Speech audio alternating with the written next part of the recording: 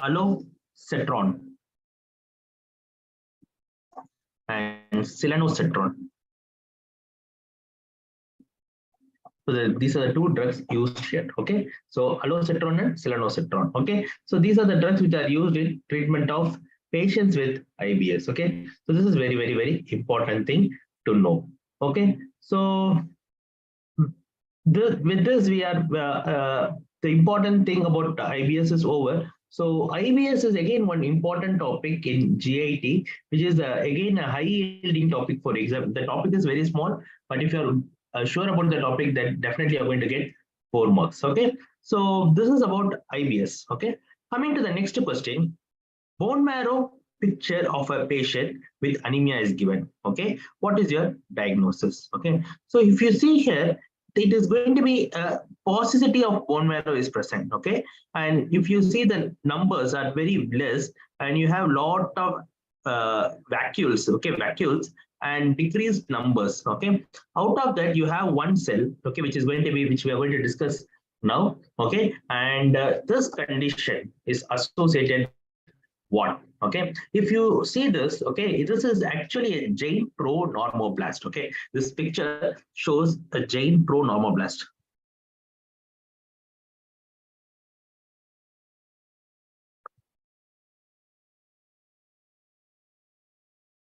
Giant pro-normoblast. Okay, and this is associated with parvovirus infection. Okay, parvovirus infection. Okay, so this is associated with parvovirus infection. Okay, what is this parvovirus infection? This parvovirus infection is known to cause a slapped cheek appearance called as the fifth disease, where there is a slapped cheek. Okay, and this is called as erythema infectiosum. Erythema infectiosum. Okay, where this parvovirus can cause aplastic anemia or acellular or hypocellular bone marrow. Okay, in patients with pre-existing sickle cell disease, hereditary spherocytosis, etc. Okay, so this causes transient bone marrow suppression. Okay, so this is associated with parvovirus infection or the fifth disease. Okay, now if you take the process of erythropoiesis, okay, if you take the process of erythropoiesis, you have multipotent stem cell. From there you get the myeloid progenitor cell. From that you get pro-erythroblast, basophilic erythroblast, and polychromatic erythroblast, orthochromatic erythroblast or normoblast. And here this phase the nucleus is extruded. Okay, and after that in the span of 2 days you are going to get the mature erythrocyte. Okay, so erythrocyte is the one which is not going to have nucleus. Okay, now what our parvovirus does is, this parvovirus B acts at the phase of pro-erythroblast. Acts at the phase of pro-erythroblast. Okay, when it acts at the phase of pro-erythroblast, what is going to happen is it is going to get inoculated into the pro-erythroblast or pro-normoblast, and it is going to cause giant pro-erythroblast. Okay, and this cell dissolutes and the multiplied parvovirus gets released. Okay, multiplied parvovirus is getting released. Okay, because of that, in peripheral smear or in especially in bone marrow, you get to see this pro-normoblast. Okay, giant pro-normoblast. Okay, that is very important thing to note here. Okay, that is a very important thing to note here. Okay, so parvovirus is associated with the acellular or hypocellular bone marrow, and it acts on the phase of pro-normoblast phase, and because of that you're going to get a giant pro-erythroblast or a pro-normoblast. Okay, so this is again important thing. So again kind of question which is going to be asked in your INICET type of exams. Okay, so this is how actually they ask questions in INICET. Okay, for that reason it is very important to know this. Okay, so I hope you're clear with this. Okay, I hope you're clear with this. Coming to the next question. Okay, a 50-year-old male. A 50-year-old male. History of dyspnea, cough, sputum is coming to you. Chest X-ray shows irregular linear densities. Okay, irregular linear densities in the lower lobes. Okay, histopathology of the sputum is given. What you are going to correlate with. Okay, so again the same thing. You have done this question in your exam. Okay, and the clues which are going to be telling this as a diagnosis is going to be what? Dyspnea. Okay, and this dyspnea is usually going to be an exertional dyspnea. Cough. Okay, and the cough is having minimal sputum.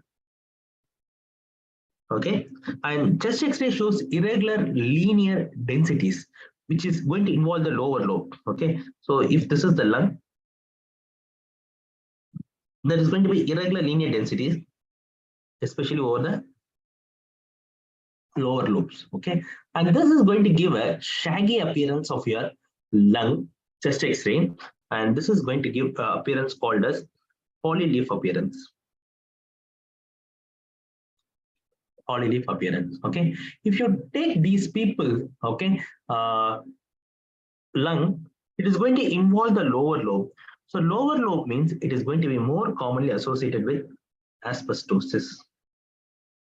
Asbestosis. Okay, so in asbestosis, you are going to get this feature. Okay, and if you take the sputum, okay, what happens in the sputum is, if you see, this is the alveoli, blood vessel. Okay, so there is going to be an interstitial fibrosis here because of the occupational hazard. Okay, and the alveoli contains macrophages. Okay, and now what happens is, this macrophages go and bind to the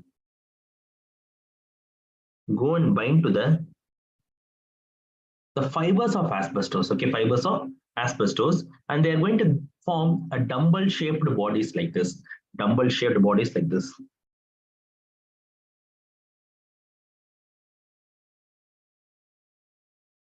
Dumbbell shaped bodies like this, and these dumbbell shaped bodies are going to be called as ferruginous bodies. Okay, so this is what you see in your picture also here.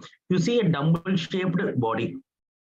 Okay, and these dumbbell shaped bodies are going to be called as ferruginous body. Okay, ferruginous body. So this is what I have given here also. Okay, you can see the dumbbell shaped bodies which are more seen over the lower lobe. Okay, along with the fibrosis. Okay, and it is going to be due to the mineral fibers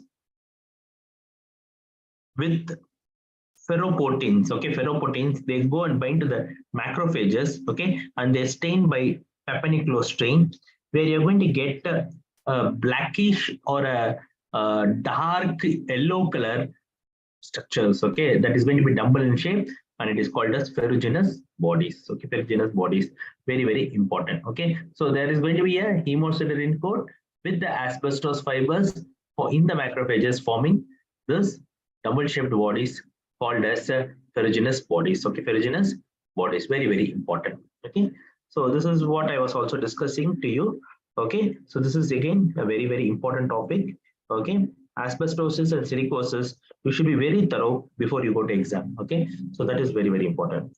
The next question asked in the exam was Conn syndrome characterized by all except. Okay, Conn syndrome characterized by all except. Okay, now coming to Conn syndrome. Okay, whenever you have Conn syndrome, okay, what is going to happen is the patient is going to come to you with diastolic hypertension. Okay, I will tell you the reason why this happens. Okay, this Conn syndrome is a condition where there is going to be adrenal involvement. Okay, adrenal involvement.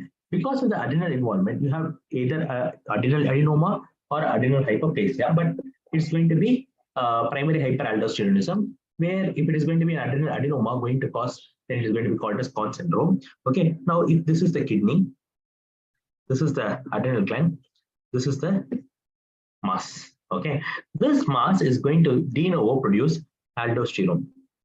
Okay, this aldosterone will come and bind to the mineralocorticoid receptor here. Mineralocorticoid receptor here. This mineralocorticoid receptor is going to cause a change, which is going to be called as mineralocorticoid response element. And this mineralocorticoid response element is going to insert certain channels called ENaC channels, epithelial sodium channels. Whenever these ENaC channels are getting attached, what happens? It causes reabsorption of sodium. sodium. Okay, when sodium gets reabsorbed, there is going to be more of negativity here. Why negativity? The positive charges are going to go out. So because of that, what is going to happen is the potassium is getting extruded out. When potassium is getting extruded out, it is going to result in hypokalemia. Along and because of the sodium going inside, what is going to happen? There is going to be hypertension. Okay, hypertension. Along with potassium, there is going to be something getting extruded out, that is going to be hydrogen ions. Okay, when hydrogen ions are getting extruded, what is okay at the level of your convoluted tubules, what is going to happen is there is going to be hydrogen getting extruded out. Because of that, in the blood, you're going to develop metabolic alkalosis. Okay, metabolic alkalosis. Now, since the aldosterone is increased here, this aldosterone is going to inhibit your RAS system. Thereby, it going to cause decrease in renin. Okay, renin. Okay, so this is what I have discussed. Okay, whenever your aldosterone is going to get released, the aldosterone is going to cause in the level of collecting duct increased urinary secretion. Okay, and it also causes increased sodium and water retention, and this is going to increase the blood pressure. Okay, blood pressure. Then next is whenever this is happening, okay, whenever this is happening, what is going to happen? Hydrogen ions getting excreted out. Because of the patient is going to develop metabolic alkalosis. Okay, so here you're going to have one phenomenon, okay, where this extracellular, due to water retention, there is going to be increase in extracellular fluid volume. Okay, extracellular fluid volume. Whenever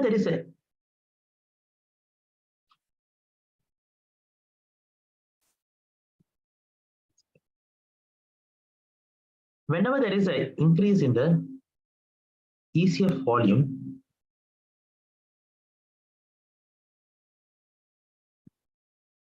what is going to happen is there is going to be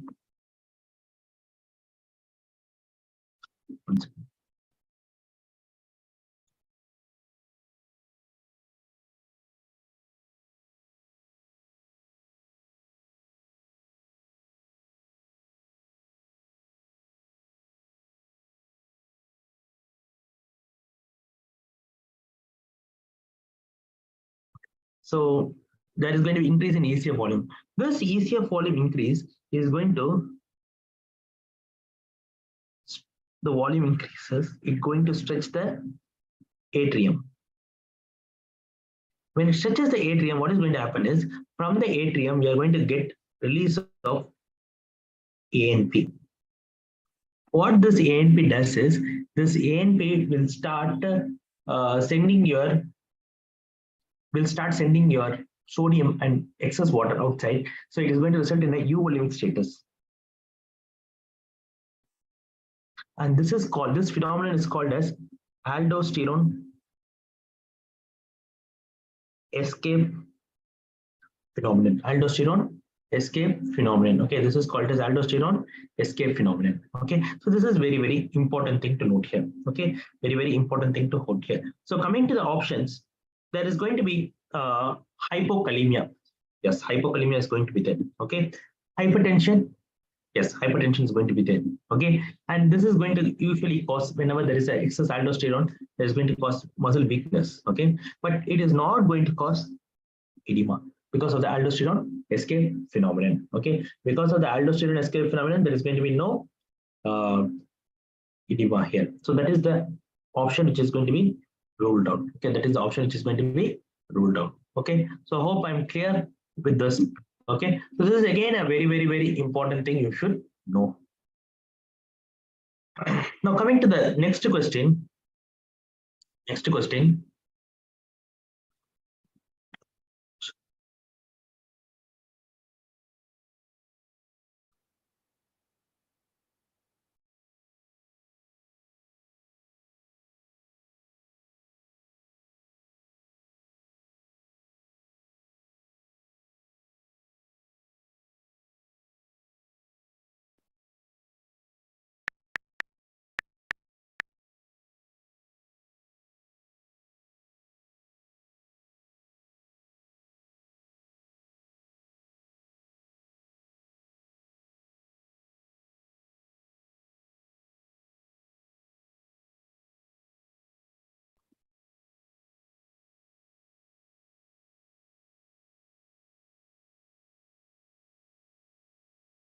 Here. It will take time. Okay, we'll come here.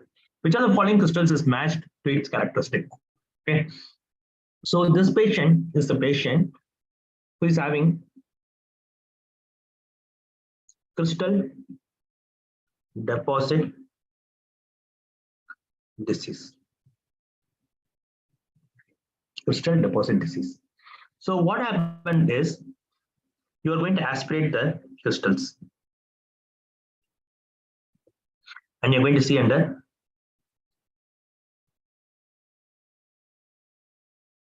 microscope. Okay, you're going to see under the microscope. Okay, so what, and you're going to pass a polarized light. Okay, what will be the feature? Okay, so there are option A, B, C, D. 4 things are there. So bifringent needle-shaped crystals or calcium oxalate crystals. Rhomboid crystals are calcium pyrophosphate dehydrate crystals. Okay, then next is non-bifringent seen in calcium hydroxyapatite crystals, bipyramidal bifringent monosodium urate crystals. Okay, this is the option being given. Okay, now coming to here, monosodium urate crystals. Okay, so whenever your monosodium urate crystals are seen under polarized light, okay, they are going to have 3N. Okay, they're going to have neo yellow. Okay, neo yellow, needle shaped, negatively bifringent crystals. Rather, if you see in a condition called pseudocode, where there is going to be calcium pyrophosphate deposition, calcium pyrophosphate deposition, okay, that we are going to call it as CPPD, calcium pyrophosphate disease. Okay, so whenever this deposit is there, you're going to get a rhomboid shaped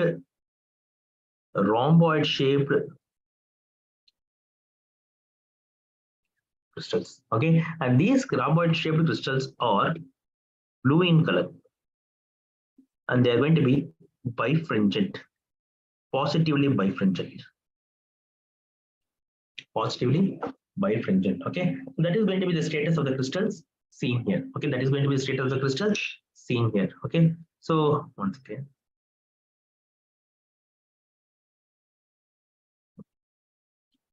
there is some writing issue, so I'll write here. Okay, so this is what you get to see. So just I have put the differences between the conditions. Okay, differences between the conditions. If you see here, there are 3 conditions which I'm going to differentiate: gout, pseudogout, pseudo-pseudogout, or hydroxyapatite arthropathy. Okay, so if you take gout, gout usually affects the big toe. Okay, metatarsophalangeal joint, first metatarsophalangeal joint. Okay, pseudogout, the part which is going to be affected is going to be knee most commonly, and hydroxyapatite arthropathy is going to affect the shoulder. Because of that you get a disease called Milwaukee shoulder. Milwaukee shoulder. Okay, Milwaukee shoulder. Okay, now what happens in gout? Gout, there is going to be deposition of monosodium urate crystals, and in pseudogout there is going to be deposition of calcium pyrophosphate dihydrate, which is going to result in calcium pyrophosphate disease. And in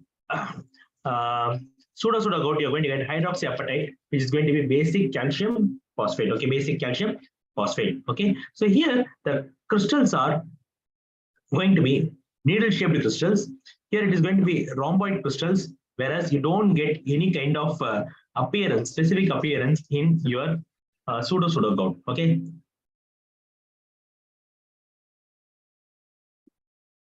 it is negatively bifringent, which I have told you already. This is positively bifringent, which I have already told you, and this is going to be non-bifringent. Okay, so if you come here, if you take these options, rhomboid, calcium pyrophosphate, then non-bifringent is calcium hydroxyapatite. Okay, so these two are fulfilling the criteria. So when we fulfill the criteria, then we are going to get the answer. The answer is going to be B and C. B and C.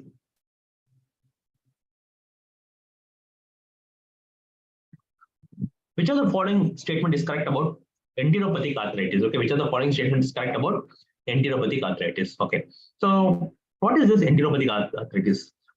Enteropathic arthritis is an arthritis which is going to involve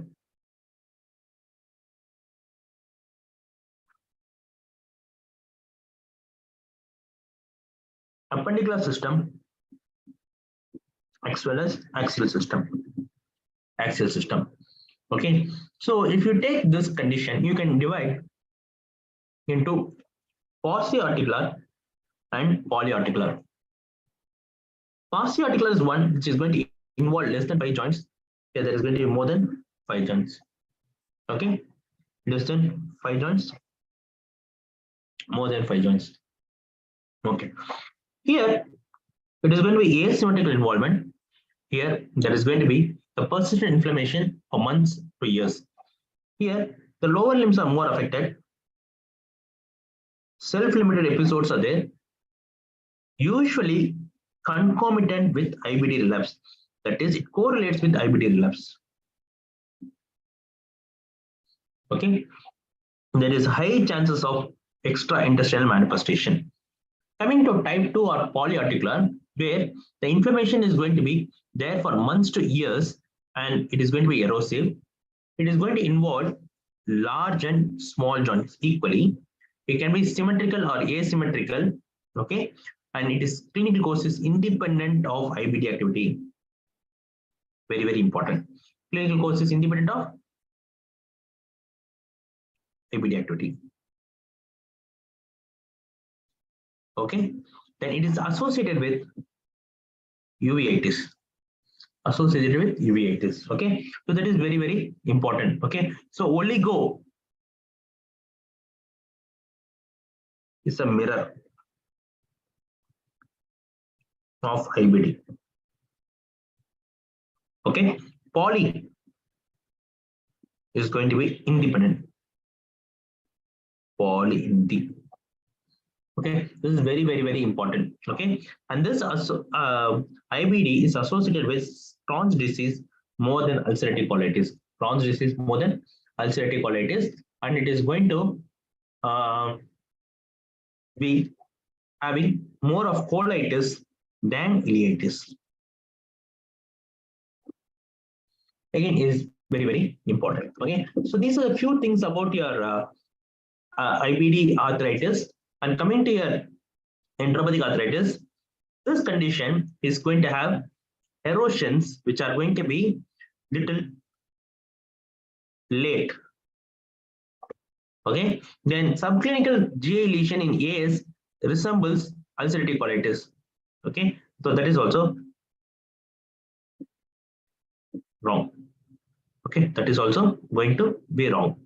Okay, it has a good response to etanercept. Okay, that is again wrong. Okay, now answer is going to be your option A, where type 2 runs independent course. Okay, polyarticular is independent, so type 2 is polyarticular and it is going to have a independent course of disease. Okay, independent course of disease. That is very, very, very important thing. This is again a miscellaneous topic. Okay, but being very, very important in here exams. Okay, being very, very important here exams. Okay, coming to insulinoma is most commonly located in which part of the pancreas? If you take insulinoma as such, according to a lot of endocrine books and surgery books, it is equally distributed. It is equally distributed over the head, neck and body, and over the tail of pancreas.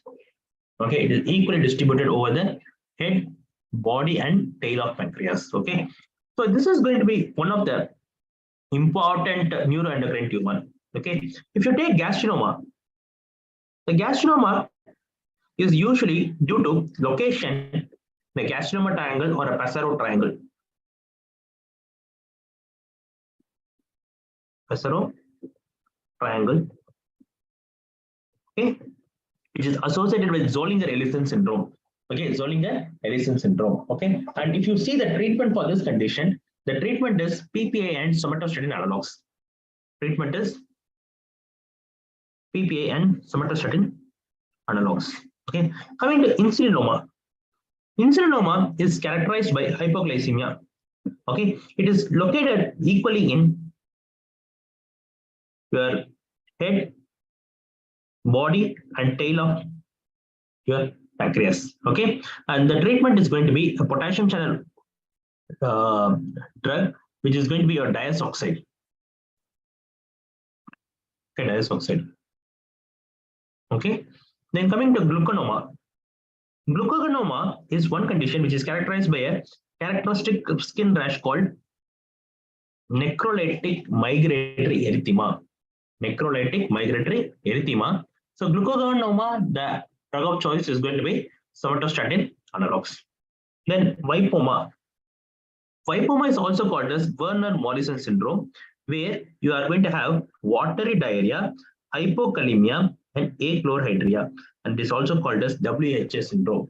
Okay, WHA syndrome characterized by watery diarrhea, hypokalemia, and achlorhydria. Here also the treatment is going to be somatostatin analogs. ACTHoma is going to be not so common, but it is going to present like your secondary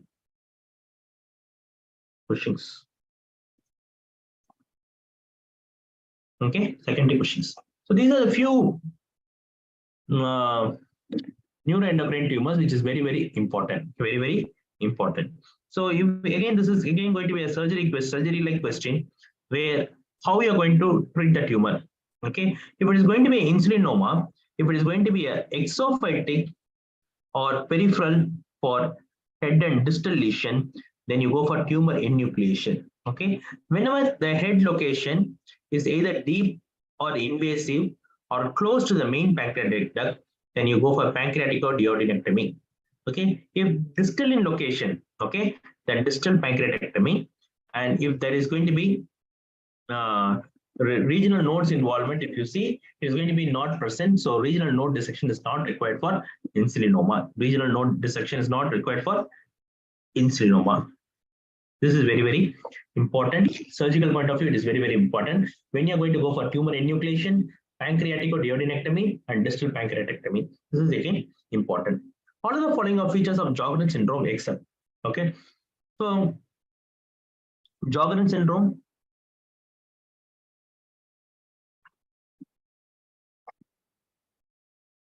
it is going to be CD4 T cell mediated lymphocyte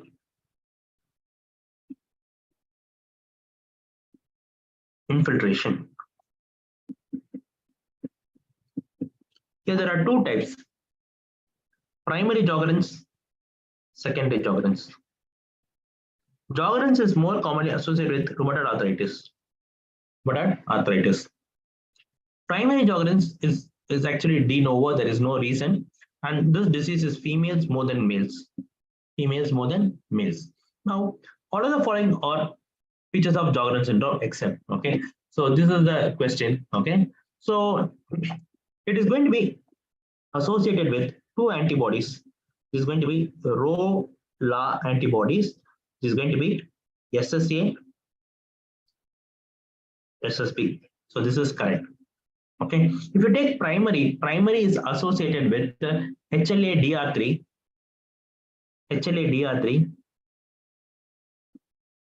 and DRW52.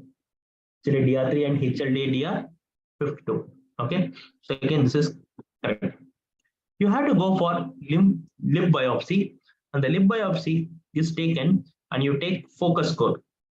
What is focus score? Focus is one where there is going to be more than 25 lymphocytes in an area of 4 millimeter square. Okay, that is equal to focus. Okay, if the patient has more than one focus, then it is going to be significant. Okay, that is also fulfilling. So what is the odd man out here? It is going to be lymphoid infiltration of parotid. Actually, it is going to involve the minor salivary glands. So it is more appropriate to go for minor salivary glands as the option. Okay, so here they have given a bigger salivary gland, larger salivary gland, or parotid gland. So it is not going to be the option. Okay, so if you take, this is from Harrison, I have taken, there is going to be lymphocytic infiltration of exocrine glands, primarily salivary and lacrimal glands, and B lymphocyte hyperactivity is present. Okay, the major infiltrating cells in the exocrine glands are activated by T lymphocytes. The labial minor salivary gland tissues with extensive lymphocytic infiltration and B cell population prevail. So it tells that it is going to involve the minor salivary glands rather than the major salivary glands. So the answer is going to be lymphoid infiltration in parotid by B cells. Okay. Then which of the following disease presents with renal biopsy will show hypertensive hyperfiltration nephropathy? Okay. So here again, this question is little controversial question. Okay. So here the option answer was like 3. Sickle cell nephropathy. Sickle cell nephropathy. Okay. So whenever you take a patient with the FSGS, these fellows are going to have hyperfiltration nephropathy.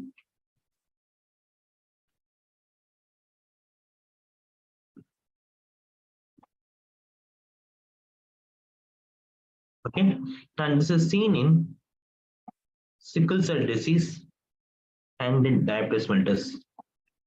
Diabetes mellitus. Okay, so again, there are 2 things which is going to be confusing here, whether to go for a sickle cell disease or diabetes mellitus. Okay, but incidence wise, if you take, it is going to be more commonly associated with sickle cell disease. For that reason, I will go for sickle cell disease. Why in sickle cell disease is increased renal plasma and blood flow causes glomerular hypertrophy, which results in glomerular hyperfiltration, which results in FSGS. Okay, in FSGS, there is going to be nephron loss, okay, and decrease in glomerular surface area, decrease in GBM pore number, and size is going to be decreased. Okay, because of that, what is going to happen is there is going to be decrease in renal flow and decrease in GFR. Okay, so that is going to be the thing which is going to happen here. So this is again a question which is going to be little miscellaneous from the regular questions. Okay, regular questions. Okay, but here lies a little bit of controversy also. Okay, I accept that. Many books says diabetic nephropathy is associated with the hyperfiltration nephropathy, and it is seen in the first stage of your diabetes mellitus with kidney disease. The Little syndrome differs from Bartus in all aspects except. So this is again a question where if you take in several years together, many questions used to come from this topic, especially the channelopathies, okay, which is going to be recurrent and repeat questions all through the year. And here I have put a question on Little syndrome versus Bartus. Okay, so if you take the loop of Henle, okay, in loop of Henle, in the ascending loop of Henle, you have sodium potassium 2 chloride transport. Okay, this is the place where your loop diuretic is going to act. Okay, now if I'm going to take this here, okay, this is going to take sodium 2 chloride and potassium inside. Okay, and by sodium potassium ATP channel, your sodium is going to go inside. Okay, and whatever potassium is going to come inside is going to enter through the Romke channel and it is let out.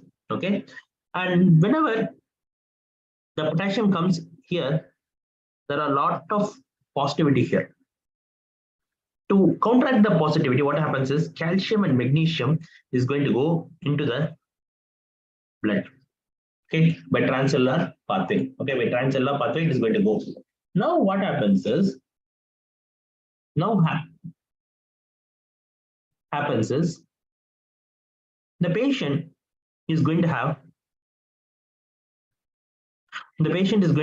this is in Bartus. Okay, this is in Bartus. Whenever potassium is going out, this happens. Okay, now there is a mutation here. there is a mutation here. Whenever there is a mutation at this point,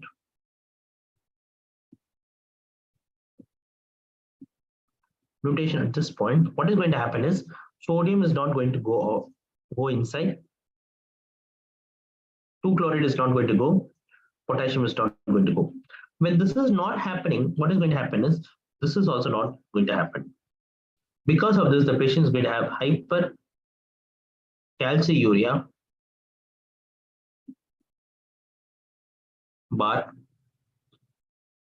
hypomagnesemia. Hypomagnesemia. Okay, so there are 4 types actually in Bartus, but this is what happens commonly in Bartus. Coming to the next thing, Gitelman, which is going to be in distal convoluted tubule. Okay, in distal convoluted tubule, what is going to happen is it is going to inhibit the sodium chloride channel. Okay, so when it inhibits the sodium chloride channel, what is going to happen is there is going to be sodium and chloride not going into the cell, and this also what it does is it is going to inhibit one channel here called TRMP6. Okay, this TRMP6 is the one which is going to take your magnesium inside. Okay, whenever this is mutated, magnesium is also not able to go inside, so this patient is going to develop hypomagnesemia. So this increases the sodium and chloride getting down. Okay, it increases the distal delivery. Whenever there is increased distal delivery, okay, what is going to happen? There is going to be increased calcium reabsorption to the level of proximal convoluted tubule. Okay, because of this patient is going to have a normocalcemia or hypocalciuria.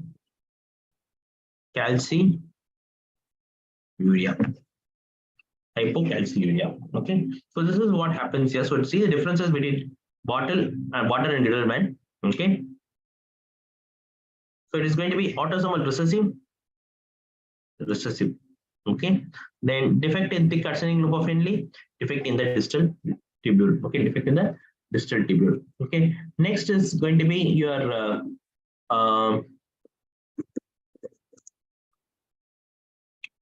presentation early life, late childhood. Okay, there is going to be no hypertension, very important, no hypertension. Okay, and here there is going to be hypercalciuria. Here there is going to be hypocalciuria. That is very, very important. So you will check for a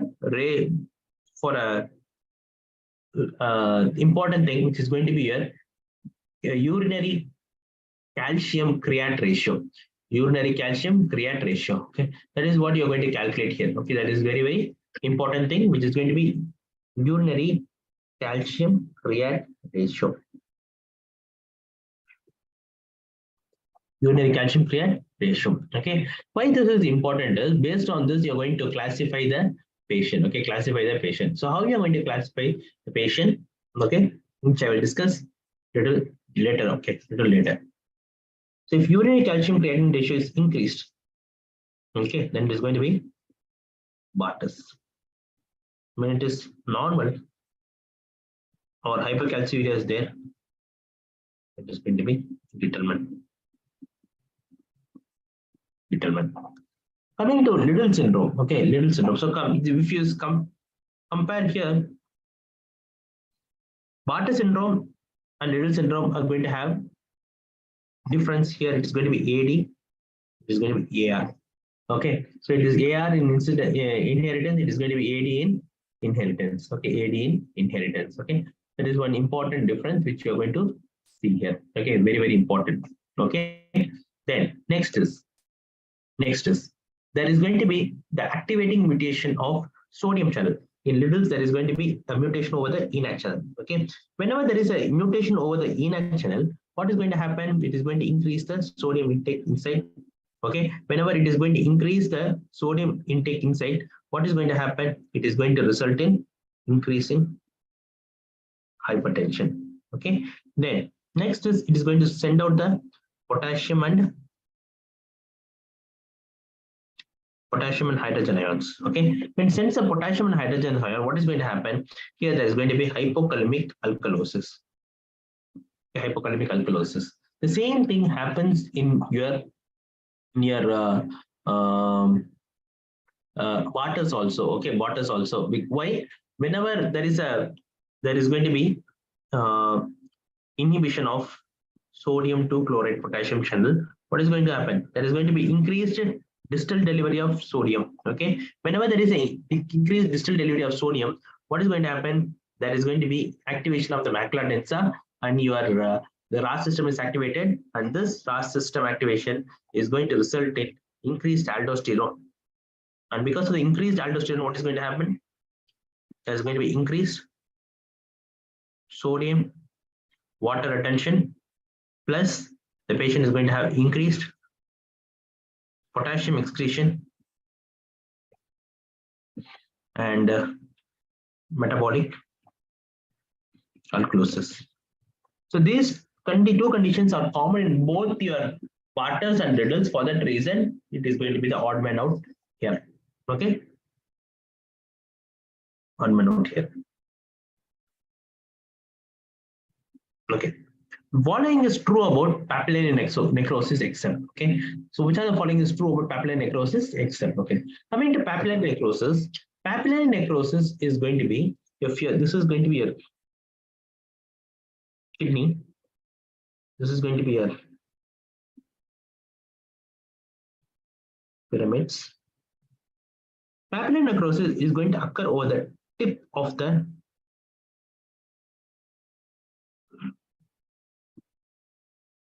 your renal pyramids. Okay, renal pyramids. Okay, what is the causes? If you ask me the cause, you can remember the causes as soda. Okay, so a lot of causes are there, but we're discussing the important thing, soda. Okay, what is the soda here? Okay, it is going to be sickle cell disease, obstructive uropathy, diabetes mellitus, and analgesic nephropathy. So these are the causes. Okay, the causes are going to be soda.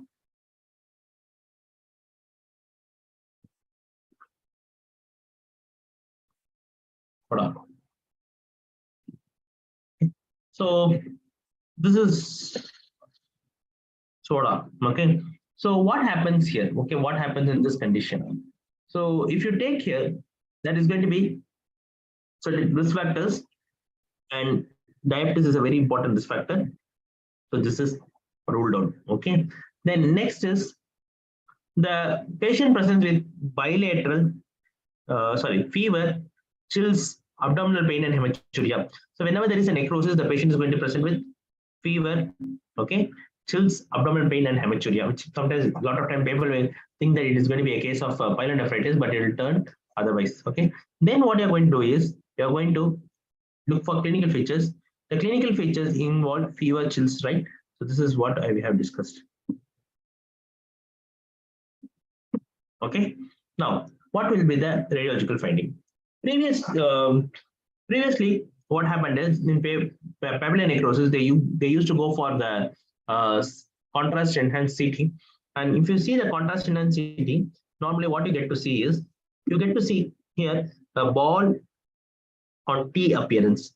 Ball on T appearance is if you take the golf ball will be like this, and it is placed over one knob like this.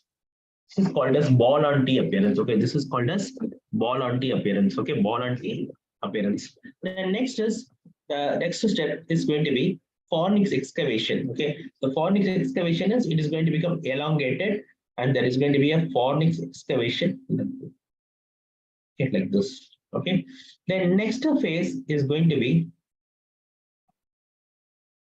the fornix excavation like this. Okay, so this is ball on T, this is fornix excavation. Then the next step is you're going to get appearance which is called as lobster's claw appearance. Okay, lobster's claw appearance. Okay, you see here you get an appearance like the lobsters or the crab.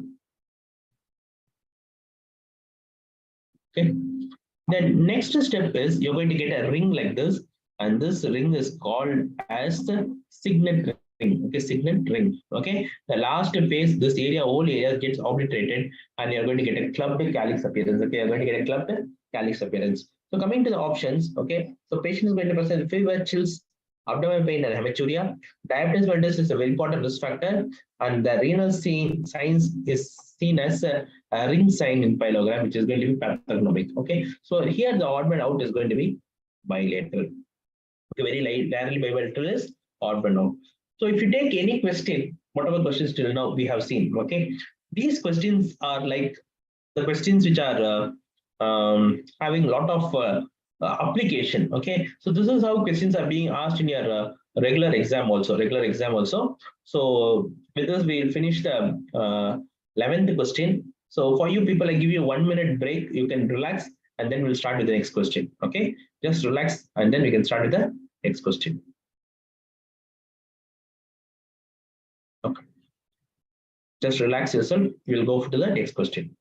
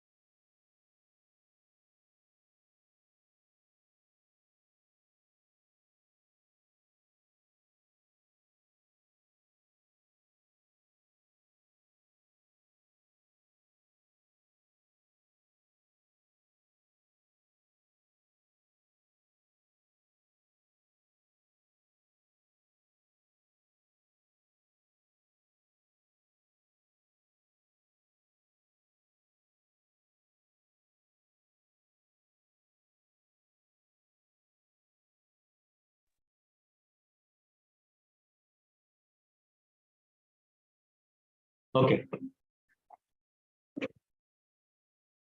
once you are ready, we'll go for it. Okay, so next is lactic acidosis is not seen in. Okay, so we have 4 options. So how to rule out the options is very important. So before going into that, just I will tell about the important things about lactic acidosis. Then you will be able to tell the answer, I think so. Okay, so if you take lactic acidosis is of 2 types. Type A lactic acidosis, type B lactic acidosis. Okay, type A lactic acidosis is due to hypoxia. Type B lactic acidosis is due to anything like anything is going to cause an aerobic disorder. Okay, rather than aerobic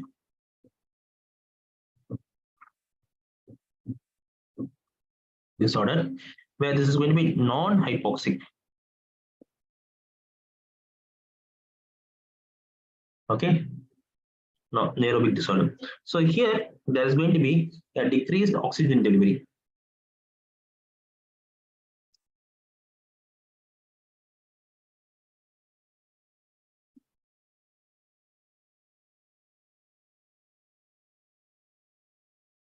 Here there is going to be increased oxygen demand.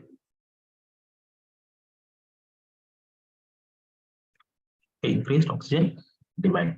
Okay, so what are the causes?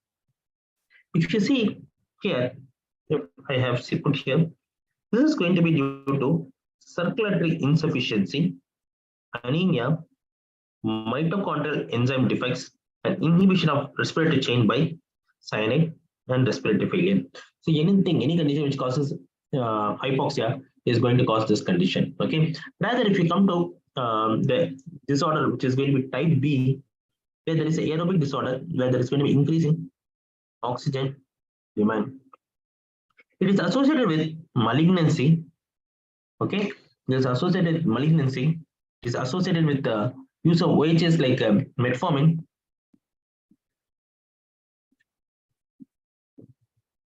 renal and hepatic failure, hepatic failure. Okay, then next is associated with the seizure disorder. So here it is given drugs like biguanides, that is metformin, ethanol, methanol, INH, azathioprine, etc. Okay, azathioprine, etc. Even with the beta agonist can cause. Okay, so in malignancy, it occurs due to an effect called Warburg effect. Okay, Warburg effect, you know that, right? So it is Warburg effect. Okay, so these are things which will result in type B non-hypoxic lactic acidosis. Okay, lactic acidosis. So coming to the options here, hepatic failure is going to cause hypoxia. Okay, so it is resulting in lactic acidosis. Then cyanide poisoning can cause, circulatory failure can cause, chlorpropamide therapy will not cause. It is going to be the metformin therapy which is going to cause, not the chlorpropamide therapy. Okay, chlorpropamide therapy is the odd man out here. The odd man out here. Okay, so this is again very important. Okay, very important. So this is going to be chlorpropamide. Okay, so it is going to be hepatic failure. Okay, see here, hepatic failure is going to cause type B. Okay, cyanide poisoning, circulatory failure, chlorpropamide therapy, and so. Okay. Coming to the next question, which of the following is not a cause of osteoarthritis? This secondary osteoarthritis. Okay, so we have a list of options. We will see what is the problem. Okay, so if you take ONE, the ONE is of two types: primary OA, secondary OA. Okay, so if you take the primary OA, the patient is going to have pain, joint stiffness, involving the hand, feet, knee, elbow, etc. Okay, we will take the secondary. If you take the secondary OA, it is going to be having pain, joint inflammation.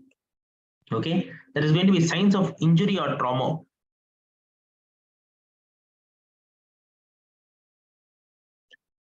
And there is going to be hypermobility.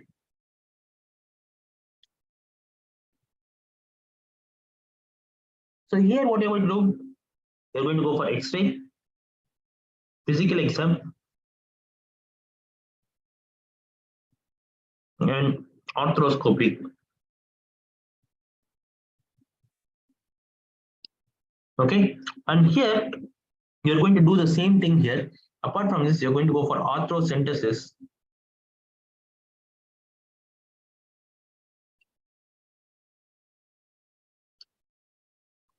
Sometimes genetic screening also.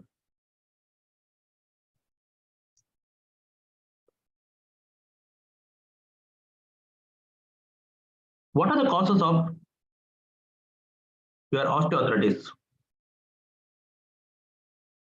Primary and secondary. Okay, primary is due to aging, mechanical stress to the joint, heredity. Rather, secondary is due to secondary to certain diseases. Okay, it can be due to obesity, acute trauma, surgery, gout, very important, rheumatoid arthritis, diabetes, even hemochromatosis, etc. Okay, so all these are going to cause secondary ONE. You can see the secondary ONE the patient is going to develop. Okay, secondary ONE. Okay, so this is going to be the two differential things. Primary is due to aging, second is due to obesity, trauma, surgery, congenital abnormalities, gout, okay, diabetes, hemochromatosis, etc. Okay, so this is going to be here. Okay, so coming here, hemochromatosis, alkaptonuria, osteogenesis imperfecta. All these can cause secondary osteoarthritis, whereas gouges cannot cause secondary osteoarthritis. Gouges cannot cause secondary osteoarthritis. Gouges cannot cause secondary osteoarthritis. Okay. So these are things. Okay. Which of the following is not a correct match of the following? So which one is not a correct match? So I will go for here and seeing the question. My answer will be acanthocytes bursalis, because obviously acanthocytes is not seen here. It is seen in something related to lipid. Okay, so that is ruled out. Bursal is seen in uremia. Okay, where you're going to get a helmet cell. Okay, so obviously this option will be my option, but we'll see what are the various forms of red blood cell. Okay, the red blood cells will vary in size and shape.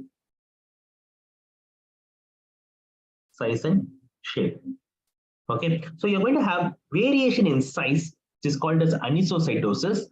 Okay, and there is going to be macrocytic, microcytic, and normocytic anemia. Okay, that are three anemias you're going to have. Then based on the color, okay, so it is going to be less color, hypochromasia. Different colors are there, polychromasia, and whenever the increase in color, hyperchromasia. Okay, so hyperchromasia is seen in hereditary spherocytosis. Polychromasia is seen in reticulocytes. Okay, reticulocytes, and hypochromasia is seen in anemia. Okay, then coming to poikilocytosis. Okay, coming to poikilocytosis. So poikilocytosis I'm going to discuss here, where whenever you have a RBC and the RBC has spur-like projections, okay, then it is associated with liver disease and A beta lipoproteinemia. Okay, A beta lipoproteinemia, where you're going to get a yellow color tonsils, tangiers tonsils you're going to have, and same that condition also you will get acanthocytes or spur cells. Okay, so acantho means there is going to be acantho asymmetrical projections. Then next is echinocytes or bursals. Okay, bursals usually seen in uremia. Okay, uremia, okay, which is seen in end-stage renal disease. You can go for it, end-stage renal disease. Okay, then teardrop. Whenever you put a needle into the bone marrow and the bone marrow is empty, okay, or bone marrow is not having cells, then your bone marrow will go for tearing. Okay, that is called as tear cells. Okay, tear cells. Okay, seen in patients with myelofibrosis. Next is helmet cells. So helmet cells are seen in, again, any kind of uremia, or it can be seen in Maha and hemolysis. Okay, why? Whenever your RBC is getting hit by someone, like an artificial wall, okay, or a patient having a TTP and HUS, okay, where your cells are getting damaged by not wearing a helmet, so it is called as helmet cells. Okay, so that is also seen in patients with hemolysis due to heart walls and prosthesis. Then degmacytes. Okay, degmacytes are bite cells. Okay, this is a bite cell actually. Okay, this is also called as Oreo cookie bite cell.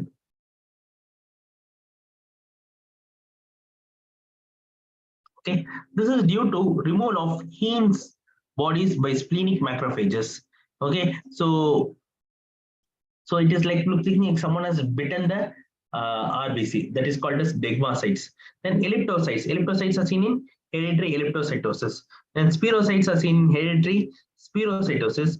Macroovulocytes are seen in vitamin B12 deficiency or megaloblastic anemia, and the patient is going to have WBC with more than 5 lobes. Okay, with more than 5 lobes. Okay, that will be seen here. Okay, so then target cells. Target cells means you have to halt and see the target. Okay, so halt is you have a HBC disease, asplenia, liver disease, and thalassemia. Out of the thalassemia is very, very important. Sickle cells, you all know sickle cell is seen in sickle cell disease. Okay, sickle cell disease. So these are the important points about the RBC shapes. Okay, RBC shapes. Okay, And coming to hyperuricemia is associated with, again, this is again an atypical question being asked in exam. Okay, so this is very a broader table available in Harrison. Okay, so just we have made a concise version of the table. Okay, if you take this table, you have autosomal dominant polycystic kidney disease. Okay, and also has autosomal recessive polycystic kidney disease. Okay, where you have an adult type and a children type.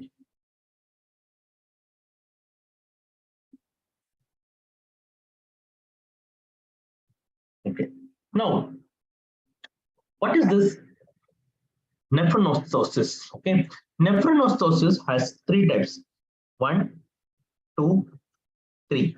1 is associated with hepatic fibrosis, 2 is associated with the retinitis pigmentosa, and 3 is associated with the situs inversus. So remember HRS. Okay, so type 1 nephronostosis type 1 has a hepatic fibrosis. Okay, and your nephronostosis 2 has retinitis pigmentosa, and nephronostosis 3 has a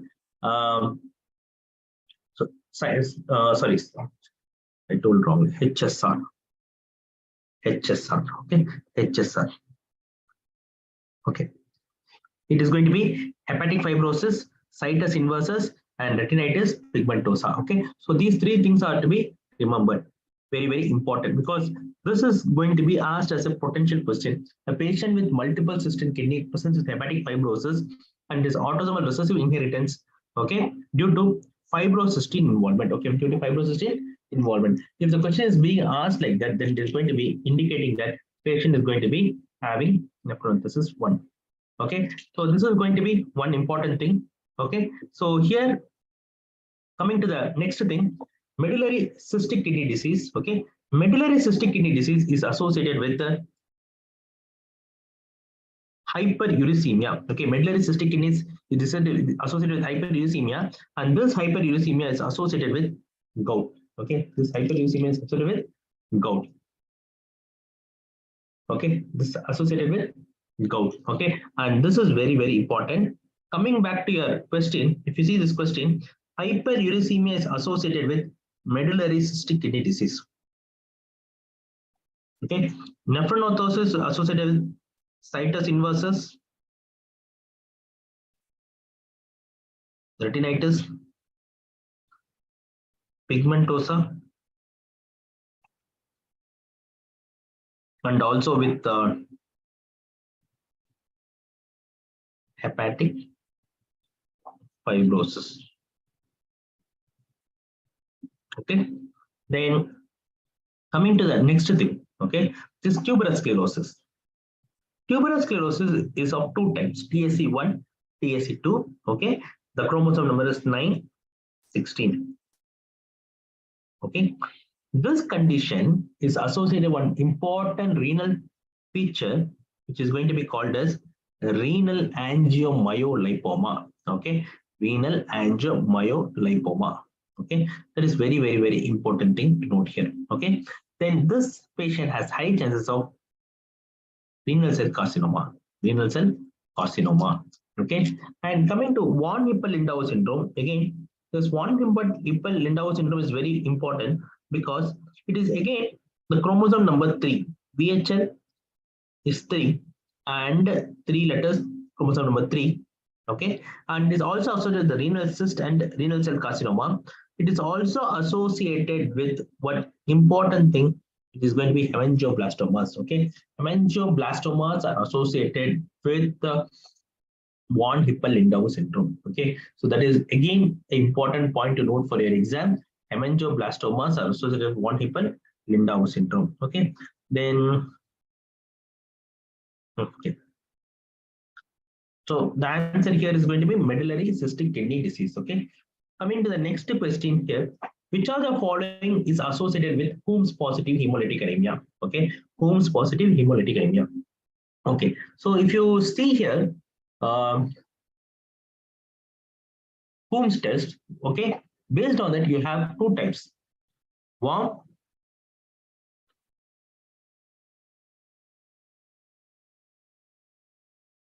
autoimmune hemolytic anemia. Another one is cold autoimmune hemolytic anemia. Vahakaha. Okay. Vahakaha. Okay. So what is the difference between two conditions? Okay. If you take this condition, it is going to be IgG mediated. It is going to be IgM mediated. IgG mediated and IgM mediated. Okay. So here it is going to be IgG mediated. This is going to be IgM mediated.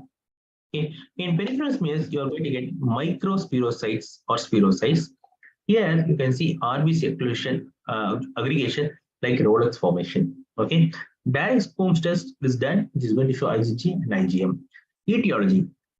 Here it is going to be SLE. Okay. Here it is going to be mycoplasma. Infectious mononucleosis. Very, very important thing. And lymphoma. Okay. Lymphoma. But here this is going to be associated with SLE. Okay. SLE and CLL. Very, very important. Very, very important. Treatment is steroids here, danazole, splenectomy. Okay, here it is cyclophosphamide with chlorambucil which is used, and there is no role of steroids. Okay, there is no role of steroids here. There is no role of steroids here. Very, very important thing. So in warm autoimmune hemolytic anemia, you are going to use steroids. In cold, you are not going to use steroids.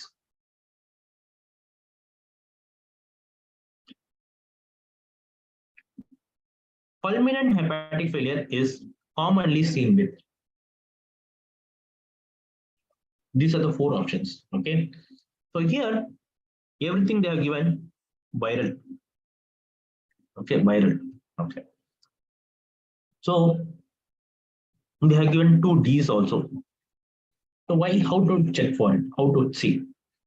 Whenever they have fulminant hepatitis, okay, you have to think about D, E. Okay, D whenever it is going to be a super infection. Okay, D is whenever it is going to be a super infection. What is super infection? Super infection means the patient had hepatitis B followed by D. Okay, hepatitis B followed by D. Then it is called as super infection. Rather, you have another one term called co-infection. What is co-infection? Whenever a patient has a hepatitis B, concomitantly hepatitis D, that is called as co-infection. Whenever it is super added, then it is going to be super infection. Okay. Then E. E is going to be a very really worrying issue whenever it is going to be pregnancy. And the mortality rate is around 20%, whereas normally it is 2%, but now the mortality is going to be around 20%. Okay, whenever it is going to be a fulminant hepatic failure with due to hepatitis E in a pregnant female. Okay, so these are the common differences between the two conditions. Okay, if you take here, hepatitis A has an incubation period of 15 to 45 days, HBV 30 to 180 days, HCV almost same, 50 to 160 days, HCV 130 to 80 days, and HEV is around 60 days. Okay, HCV is around 60 days. Okay, 45, 180. You can remember 180, 180. Okay, and the last one is going to be 60. So 45, 60, 180. Okay, then these two are acute. Okay, hepatitis B can be acute. Okay, okay. So very, very important thing here is this acute presentation can present in fulminant hepatic failure, and with A it is uncommon. Uncommon. Okay. So these are few things which you have to remember. And super infection is 20% more common in patients with hepatitis B and D. Okay, hepatitis B and D. So if they are going to ask you what are the causes of fulminant hepatic failure, you're going to remember A, B, C, D, E, F. A for acetaminophen or paracetamol poisoning. Hepatitis A is very rare autoimmune hepatitis. Okay, hepatitis B is B. C is cryptogenic hepatitis. D is drug-induced, and D itself. E for esoteric causes, It is going to be Wilson's and Budd-Chiari syndrome. Okay, Wilson's and Budd-Chiari syndrome, and F is going to be fatty infiltration. It is going to be acute fatty liver of pregnancy. Okay, which is going to be called as acute fatty liver of pregnancy. So you remember A, B, C, D, E, F, and you will get the answer for fulminant hepatitis. The next question is the most diagnostic of renal pathology. Okay, renal pathology. So what is the most diagnostic of renal pathology? So whenever you have given an option like this, you have to see what is the caste present in different conditions. Okay, so if you are going to have a caste, okay, then it is going to be indicating that there is some problem in the kidney. And RBC caste, okay, whenever you have RBC caste, you think about any nephritis, especially PSGN, etc. So we're going to think about caste. Okay, next is WBC caste. WBC caste indicates that the infection is at the level of kidney. It is going to be pyelonephritis.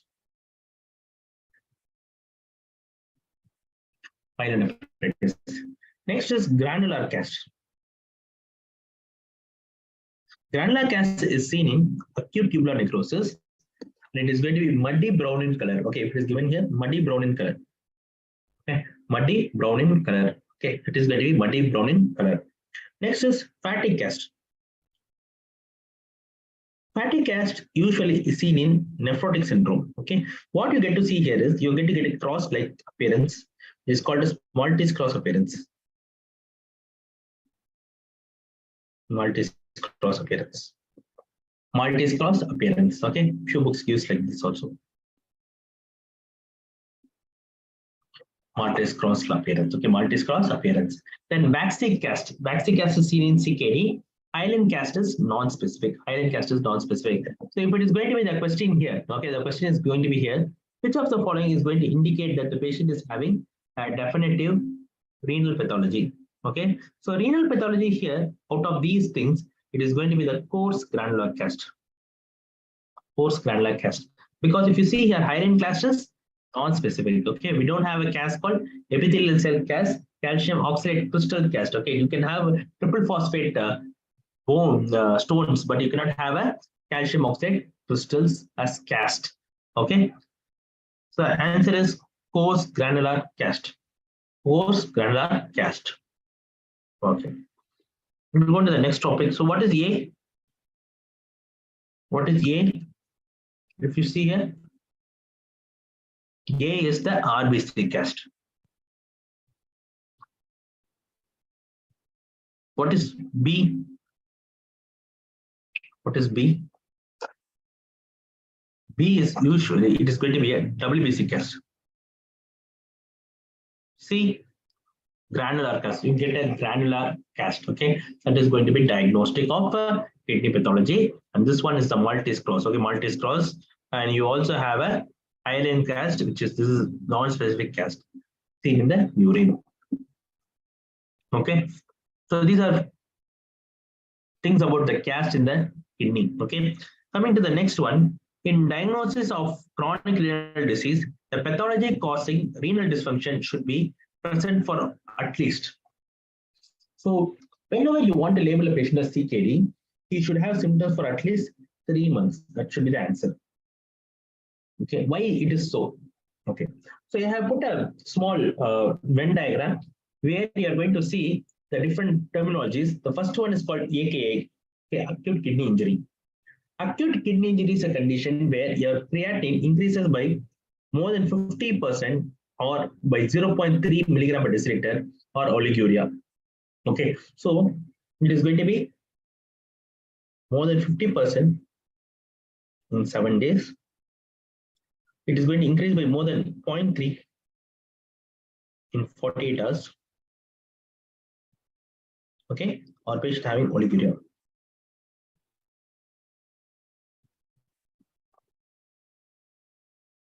Okay, whenever you are patient has a deranged creat, okay, and the creat increases by 50% from baseline value in the last 7 days, or your creat increases by 0.3 in last 2 days, or oliguria, then you're going to call this patient is having acute kidney injury. And next is CKD. CKD is any patient having a GFR of less than 60 ml per minute for more than 3 months. So this satisfies our question. Okay, this satisfies our question. Okay, next is AKD. AKD is the patient having the symptoms for less than 3 months. Okay, less than 3 months, but patient is having a last 3 months only GFR is low. GFR decreases by more than 35%, or serum creatinine increases by 50%. So this is mostly based on GFR. Okay, so usually what question is being given is GFR less than 60 ml per minute. Okay, then next is non-kidney disease. Okay, non-kidney disease. Non-kidney disease is a condition where GFR is more than 60 and stable creatinine. Okay, that is called as non-kidney disease. Okay, or no kidney disease. But there is a pathology which is going to cause all the clinical features of kidney disease. Okay, so this is going to be called as no kidney disease or non-kidney disease. So this is very, very important for your exam. Okay, next is all our causes of pancytopenia with hypocellular bone marrow exam.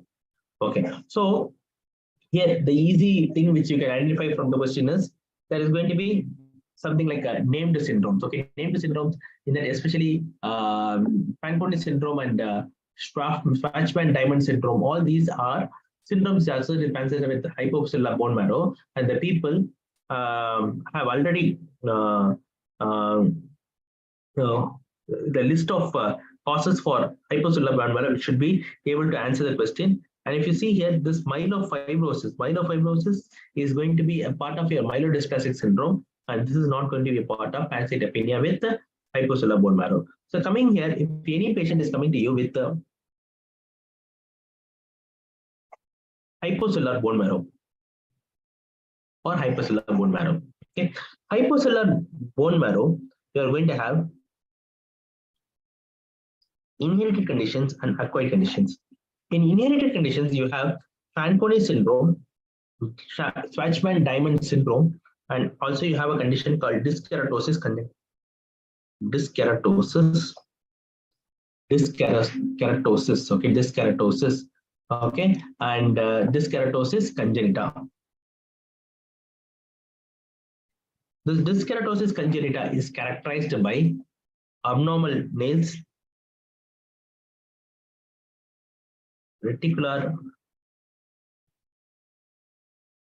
skin pigmentation, and increased megakaryocytes.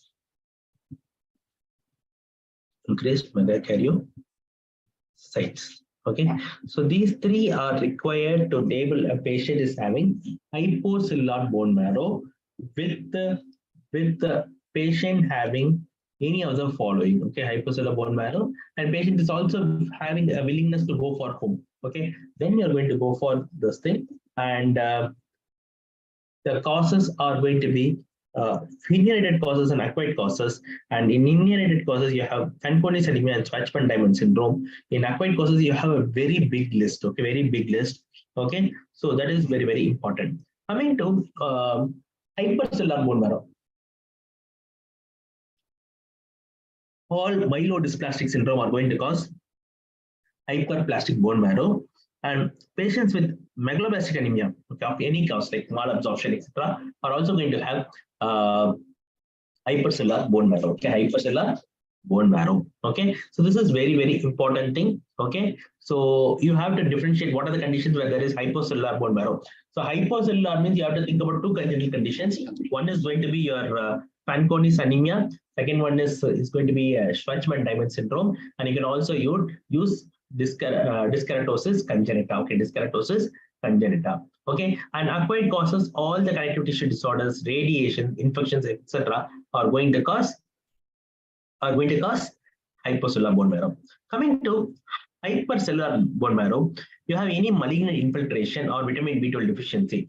These two options are going to tell you that patient is going to have hypercellular bone marrow. Okay, all of the following are points to differentiate crust from diffuse systemic sclerosis except. Okay, so what are the points which are going to differentiate the crust syndrome from diffuse systemic sclerosis? Okay, now whenever you have a crust syndrome, okay, so imagine a person is coming to you.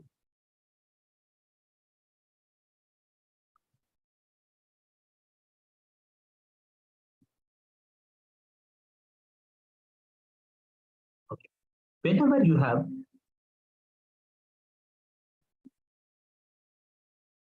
crust limited to your hand distal to elbow and your leg distal to knee is going to be called as crust or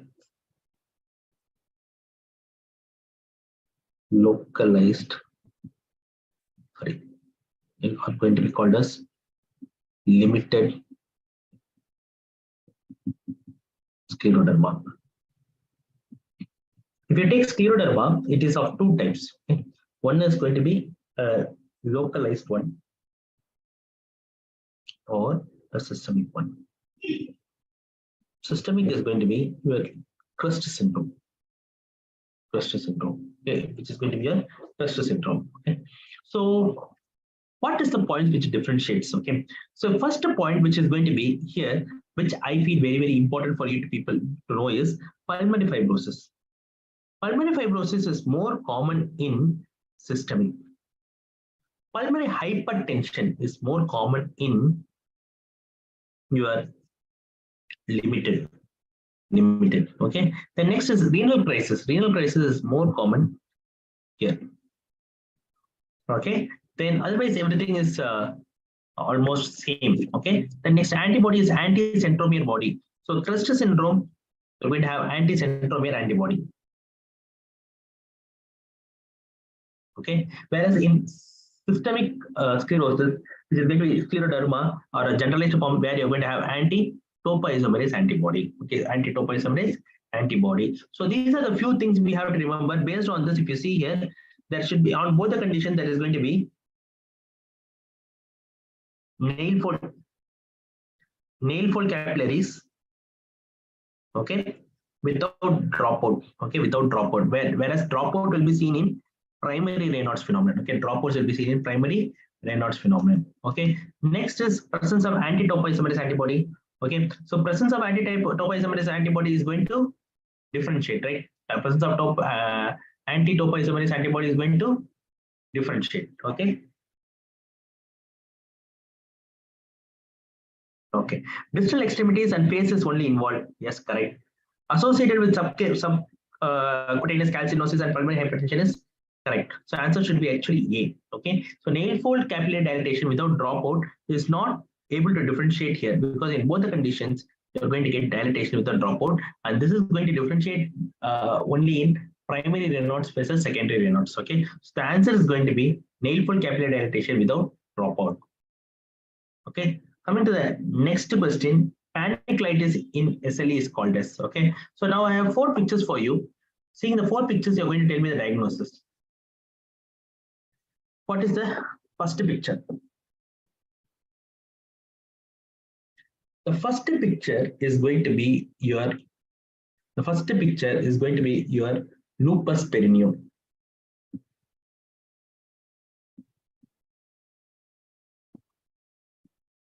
This lupus perineum is seen in sarcoidosis.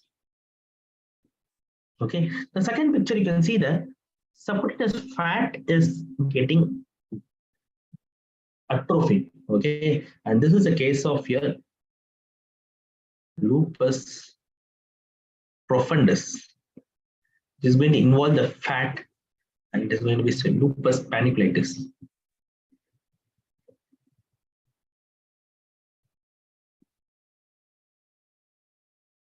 Then next, this one.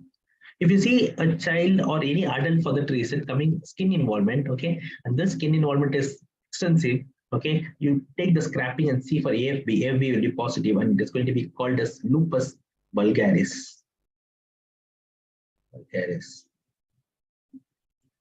Then you can see here lot of circular scarred healed ulcers, and this is called as discoid lupus.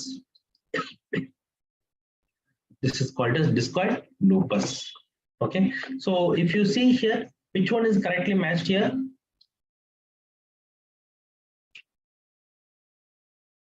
So the correct one matched here is going to be panniculitis is seen in profundus, lupus profundus. Okay, lupus profundus.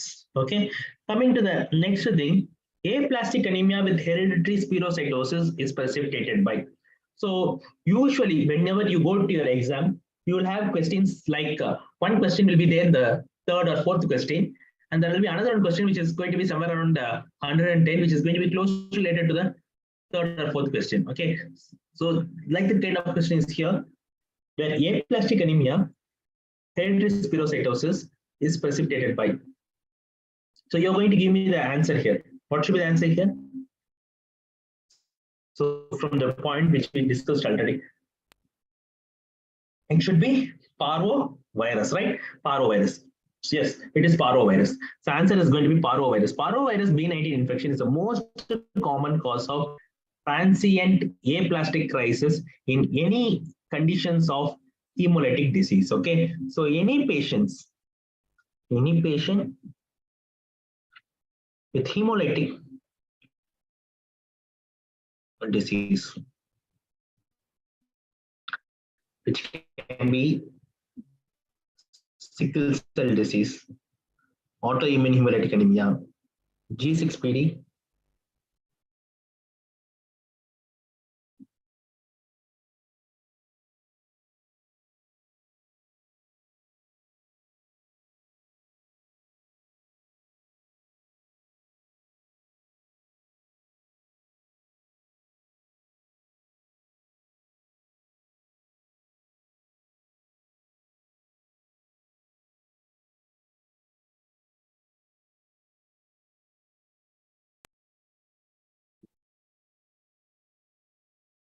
okay.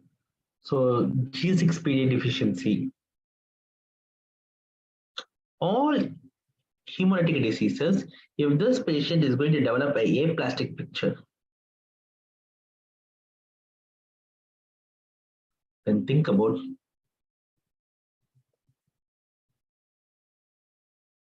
parvovirus. Think about parvovirus. Very, very important thing for your exam. So don't forget this. Okay, don't forget this.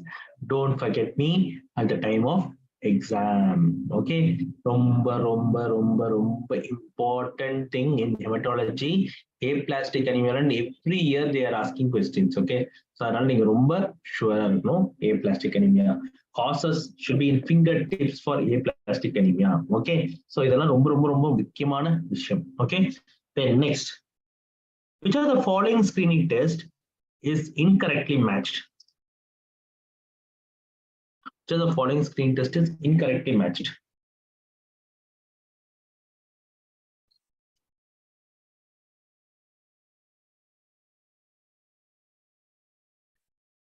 Okay, so I will come again to the question. Okay, before going to the question, I'll have a few discussion on it. Okay, few discussion on it. So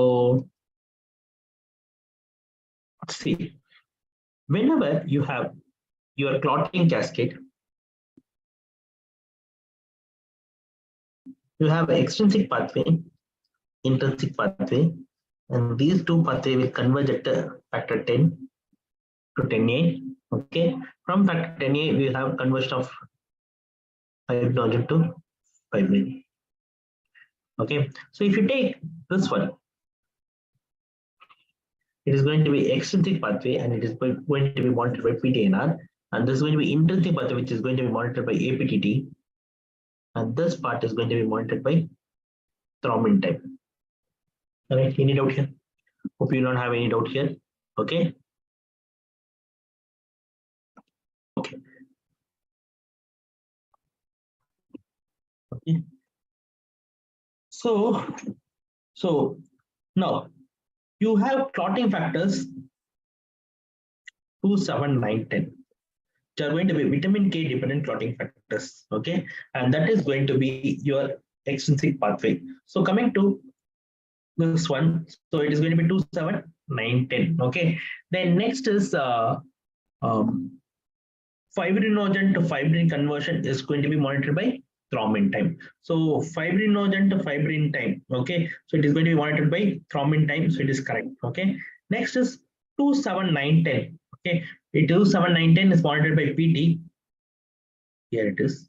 The odd man out here. Okay. Next is clot solubility in 5 minutes urea. Okay. So factor 13 is a clot stabilizing factor. Okay. It's a transglutaminase enzyme. Okay. This, after activation, cross-links the fibrin and forms a stabilization of the fibrin strands. Okay. Stabilization of the fibrin strands. Now, this clot solubility in urea can be used as a test to determine the efficiency of factor 13. So again, that is ruled out. So my leftover option is going to be a rapid clot lysis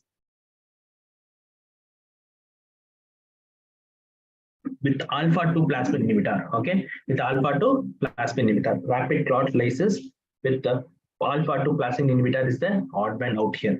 Okay. Coming to the next question, drug-induced ductopenic cholestasis.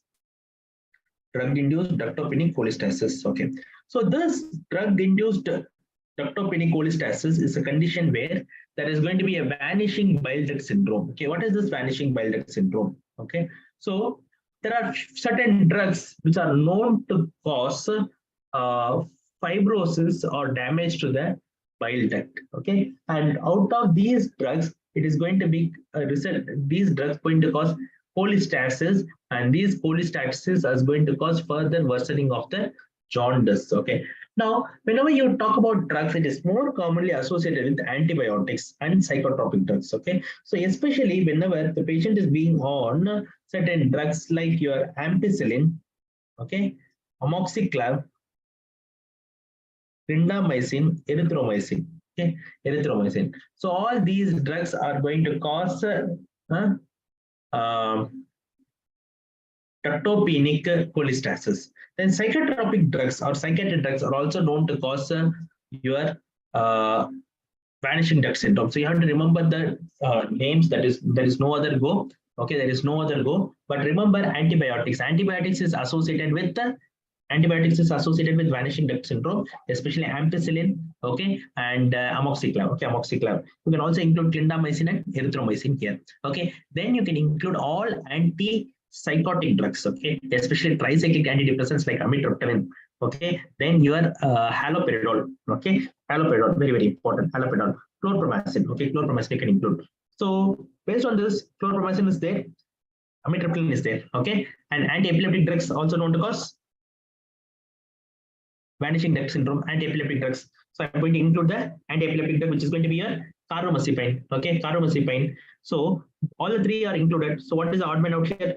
Chloramphenicol. Okay, chloramphenicol. Tetracycline can cause, but chloramphenicol do not cause. Okay, so tetracycline can cause, but chloramphenicol do not cause. That is very important. Okay, so these are the few things which you have to remember. Okay, and remembering drugs is very important. At least you try to remember ampicillin, amoxiclav, okay, clindamycin, erythromycin. Okay, so you remember A, C, T. Okay, ACT. Okay, so you are going to remember amoxiclav and ampicillin. Then you are remember clindamycin, tetracycline, and you can remember erythromycin also together. Okay, and coming to psychotropic drugs, amitriptyline you are going to remember, carbamazepine you are going to remember, then you are going to remember haloperidol, okay, and anti-epileptic drug, epileptic drugs. Okay, ACT, ASC, HE. Okay, so the two things are extra. Okay, this is how you have to remember things. Okay, so or you remember ACE hit. Okay, what the drugs go and hit the duct. Okay, ACE hit. Very important. Very important.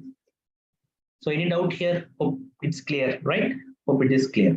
Okay. So if you see the questions, okay, the questions whatever asked in the exam were like more of how the questions is being framed in INICET. So this is going to give, this is planned in such a way that it should give you a good practice. Okay. Okay. So now coming to the next question. Following liver transplantation, recurrence of primary disease in the liver most likely occurs in. Okay. So liver transplantation. Okay. So liver transplantation is one thing which is the end treatment in patients with liver diseases. Okay. So if you take any disease, the ultimate treatment is going to be your liver transplantation in once the patient enters into the cirrhosis phase, liver transplantation. Okay. And there are certain diseases where even after liver transplantation, there is high chances of recurrence. Okay. One among that is going to be your autoimmune diseases. Okay, autoimmune diseases. So whenever you have autoimmune hepatitis, okay, autoimmune hepatitis or autoimmune causes, then there is high chances of a recurrence. Okay, there is least or nil recurrence after Wilson's. Okay, in a Wilson's patient, if you go for liver transplantation, the copper binding becomes normal, and because of that, what is going to happen? The Wilson's will recover. Okay, then alpha-1 antitrypsin deficiency also patient will recover. There is slight controversy about primary biliary cirrhosis. Okay, primary biliary cirrhosis is a condition where there is going to be again hepatic cholestasis. Okay, because of the biliary radicals getting involved.